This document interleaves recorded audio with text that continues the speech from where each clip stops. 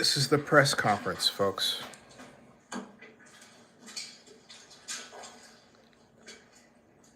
Hello, everyone.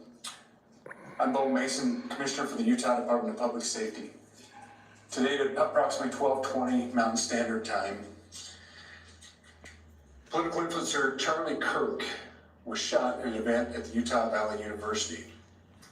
He was taken by a private vehicle to Timpanogos Hospital, where he later passed. The Utah Department of Public Safety will be co-leading this criminal investigation to find this killer, along with the Federal Bureau of Investigation. We are working in unison with the County Sheriff's Office, the local police department, and the University Police Department, all of which have been very cooperative and fully engaged in this process. Shortly after the shooting, we did have a suspect in custody, George Zinn, but he was released from custody after we identified that he did not match the shooting suspect and was not an accurate person of interest. However, he has been booked into the county jail by Utah Valley University Police Department for obstruction of justice. We do still have an active investigation for the person of interest. This incident occurred with a large crowd around. There was one shot fired and one victim. While the suspect is at large, we believe this was a targeted attack towards one individual. This is a tragic moment in our state and in our country. As we we encourage everyone who is struggling with news of the incident to call 988, our state mental health crisis line. In addition to that, partners with the FBI will also be discussing other ways we can communicate through the public for tips and other information. Thank you. Good afternoon. On behalf of the FBI, we extend our sincerest condolences to the family and friends of Charlie Kirk. Our thoughts are also with the people who witnessed this traumatic event. We know that what you experienced was very difficult. Our thoughts are with you as well. As soon as we heard about the shooting, special agents and personnel from the Salt Lake Field Office responded immediately. We have full resources devoted to this investigation, including tactical, operational, investigative, and intelligence. To be clear, the FBI will fully support and co-lead this investigation alongside with our partners.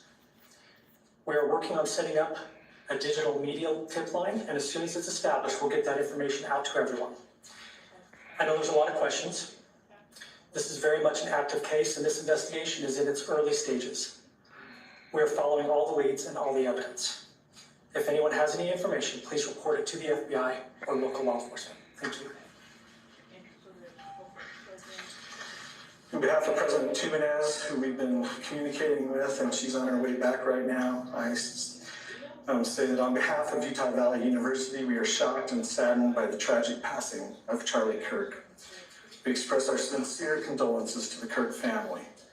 We grieve with our students, faculty, and staff who bore witness to this unspeakable tragedy. He was invited by the student group Turning Point USA to speak on our campus. We firmly believe that UVU is a place to share ideas and to debate openly and respectfully. Any attempt to infringe on those rights has no place here. We do not condone any form of violence at UVU and seek to make our campus a safe place for all. Ladies and gentlemen, thank you for joining us on this dark and tragic occasion. I want to thank our law enforcement officers who are leading this investigation, starting with Chief Long and his response here with the UVU Police Department. We're grateful for your leadership and your team. And again, to the speakers that you've just heard from who are co-leading this investigation. I also want to recognize Sheriff Mike Smith, who has been an invaluable partner as this investigation moves forward. I've been in touch with President Trump, with FBI Director Kash Patel. We are completely aligned with our state and federal partners as we work through this case. Now, this is a dark day for our state. It's a tragic day for our nation. And I want to be very clear that this is a political assassination. We are celebrating 250 years of the founding of this great nation. That founding document, the Declaration of Independence, that this great experiment on which we embarked together 250 years ago, that we are endowed by our Creator with certain unalienable rights. The first one of those is life. And today,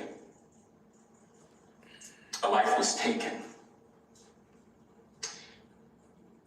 Charlie Kirk was first and foremost a husband and a dad to two young children.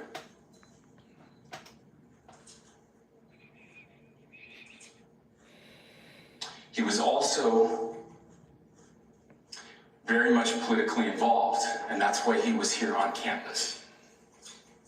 Charlie believed in the power of free speech and debate to shape ideas and to persuade people.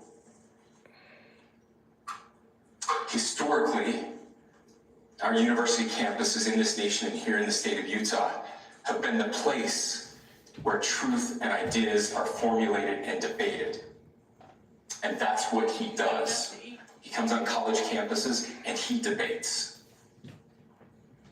That's foundational to the formation of our country, to our most basic constitutional rights. And when someone takes the life of a person because of their ideas or their ideals, then that very constitutional foundation is threatened. Now, we have a person of interest in custody. The investigation is ongoing. But I want to make it crystal clear right now, to whoever did this, we will find you. We will try you.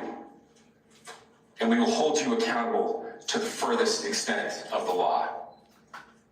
And I just want to remind people that we still have the death penalty here in the state of Utah. That's a shame. I really feel sorry for that man's family. That's pitiful. Our nation is broken. We've had political assassinations recently in Minnesota. We had an attempted assassination on the governor of Pennsylvania. And we had an attempted assassination on a presidential candidate and former president of the United States, and now current president of the United States. Nothing I say can unite us as a country. Nothing I can say right now can fix what is broken. Nothing I can say can bring back Charlie Kirk. Our hearts are broken. We mourn with his wife, his children, his family, his friends. We mourn as a nation. If anyone in the sound of my voice celebrated even a little bit at the news of this shooting, I would beg you to look in the mirror and to see if you can find a better angel in there somewhere. I don't care what his politics are. I care that he was an American. We desperately need our country. We desperately need leaders in our country. But more than the leaders, we just need every single person in this country to think about where we are and where we want to be. To ask ourselves, is this it? Is this what 250 years has wrought on us? I pray that that's not the case.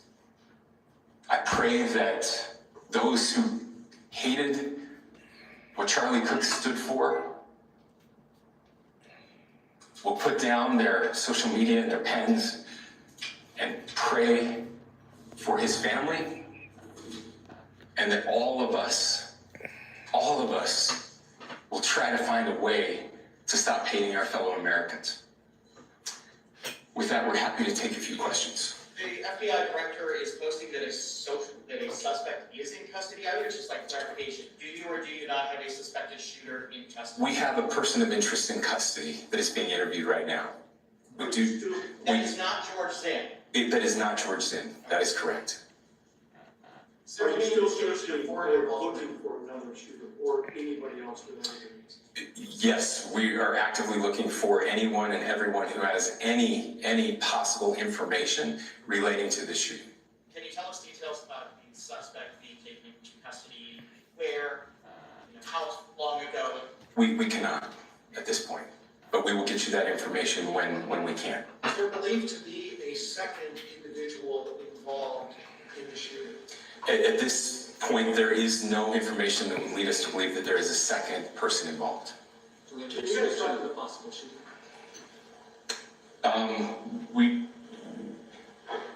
Do you want to talk about what we know there? Yeah. The only information we have on the suspect, the possible shooter, is taken from closed circuit TV here on campus. We do have that, and we're analyzing it, but it is security camera footage, so you can kind of guess what the quality of that is. We do know dressed in all dark clothing. We don't have a much better description other than that. Where did the shot came from? The shot came from here on campus, from a location at a potentially from a roof, yes. A longer distance shot from a roof. So to clarify, with the security camera footage you have and the person of interest that's in custody, does that match up? That's what we're trying to decipher right now. So did FBI or DHS have anything on the threat for this man? I can't speak to that. I'll just say that the investigation's ongoing, and as soon as we have further information, we will be sure to release it. Any indications for intelligence involved? As of now, I can't comment on any of that. Can you talk a little about the security of the event itself? But who was there, security-wise, and what happened on these kind of events? So my name is Jeff Long. I'm the police chief here at UVU, and I'll tell you right now, we're devastated. We're a small police department.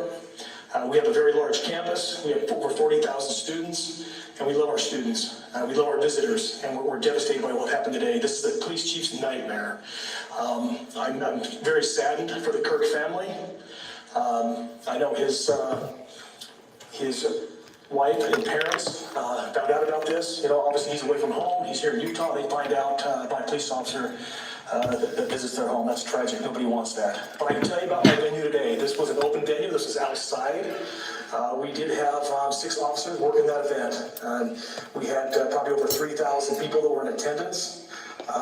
It sat down in kind of a bowl area here on the central campus. We have a waterfall area, and so he was kind of in a lower area, surrounded by buildings. We had some plainclothes police officers that were in the crowd as well. We train for these things, and you think you have things covered, and these things. Unfortunately, they happen. You try to get your bases covered, and unfortunately today we didn't. And because of that, we had this tragic incident. So we did have officers there. We had Charlie Kirk's team. He has a security team that travels with him, and they were here with him when he was shot. Was the gun covered? I'm sorry, say. Was the weapon recovered? At this point, I can't disclose that. When the Kirk was shot, there was a question being asked about mass shooting. Was that person apprehended? And do you know who asked that question? Say the question again. I don't know if I understand what you're saying. When Charlie Kirk was shot, he was answering a question about mass shootings specifically. Was that person apprehended? And do you know who asked that question? I do not. We do not have that at this moment. Ladies and gentlemen, we have time for just one more question, so thank you. Yeah, a question to the chief as well. Was it your team or Kirk's team or a combination of both that will set the security protocol for the event? So we work together. He has his team, and they do this all over the country. We all know that. This is not uncommon for them. They're very comfortable on campuses, and I was coordinating with his lead security guy, and we were working together. Was this a sharpshooter type shot? Was this? Ladies and gentlemen, those are all the questions that will be answered today. Again, thank you for covering this. We will be we'll be updating you as soon as we have additional information through normal channels, working with law enforcement. Again, our deepest condolences to the Kirk family and to the students who were there today. I would just ask everyone everywhere to please pray for their family and pray for our country. We need it now more than ever. Thank you. We've been listening to the presentation there of multiple law enforcement leaders and the Utah governor about this terrible shooting and killing of Charlie Kirk. Today, our experts are standing by, but first, I want to try to make sense of one of the key pieces of information we were looking for from the briefing, which is whether or not the individual, whatever you describe them as, a suspect, a subject, or a person of interest, but the people that the authorities have looked at a lot of people here, they've mentioned more than one, but the big question here is there a manhunt, or do they have a key individual in custody? But before we went to that press conference, we shared that the FBI Chief Kash Patel posted online that, whatever term you use, they had an individual in custody. Then we heard what sounded like possibly conflicting information from the Utah police spokesperson there. Let's take a listen to that moment. Shortly after the shooting, we did have a suspect in custody, George Zinn, but he was released from custody after we identified that he did not match the shooting suspect and was not an accurate person of interest. However, he has been booked into the county jail by Utah Valley University Police Department for obstruction of justice. We do still have an active investigation for the person of interest. This incident occurred with a large crowd around. There was one shot fired and one victim. While the suspect is at large, we believe this was a targeted attack towards one individual. That's the... Hey folks, I'm putting this on freeze because there's a video here on Twitter. I'm gonna let it play and zoom in because it is of a person on the roof of one of the buildings kneeling, who many believe was the shooter that killed Charlie Kirk. The question is this the same person that's in custody? That is not known, but that is that perch on this building, some distance away, right here, Sparks Hall. I believe that is the name of the building. So let's zoom out. Sparks Hall. Sparks Hall.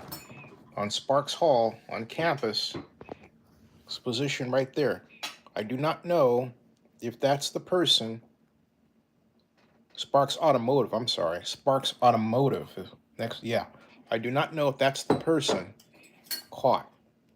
But again, this video points to that. Now let me zoom out here so you can get a better look at the video. It's the tweet. It came from someone by the name of Brian Allen, approximately 56 minutes ago. New footage. An individual was spotted on the roof of the Low C Center at UVU moments before Charlie Kirk was shot. Still unconfirmed if this was the shooter, but the location, timing, and angle match up. Where is law enforcement? Why is the suspect still at large? And they're saying there's a person of interest. Let me put this out here and then go down a bit, and this reads, I'm not blaming these kids. All it takes is one voice yelling shooter to point to the violence. That's true. Hard to imagine who it might be. I don't care who drove them to this. They need to answer for their crimes. They just make Kirk into a martyr. That's completely opposite of the goal we wanted for this country, period. Now the pressure will increase enormously on the police. Another cook's ploy. Someone says has to say it. This sure takes the... Yep, this is what I was thinking. Someone has to say it. This sure takes the topic off Trump's birthday card to Epstein. Rest in peace, Charlie. I'm suspicious. Is the real shooter still at large? Did Trump create Charlie Kirk killing? Like Trump created his own fake assassination attempt, except this one is dead, giving Trump the martyr he's been trying to make so he can declare martial law across America. Oh boy. So those are some of the thoughts that are shared here, folks. It says, this reminds me, Alicia says, this reminds me of the TV show Day of the Jackal. This seems like a professional hit from 200 yards away and so precise. Then not a peep. Do they not even notify their community an assassin is there? Yeah, someone just made the video without saying anything. Like, hey, look over here. There's somebody on the roof. Hired by Trump, they said. There's a number of people who are thinking this. Because they arrested the wrong guy, which gave an opportunity for the shooter to escape. Yeah, I'm curious what's going on with this guy. He needs to be found as soon as possible. So, staged attempt gone wrong. One wonders. No, oh my Lord. Anyway, there's a lot of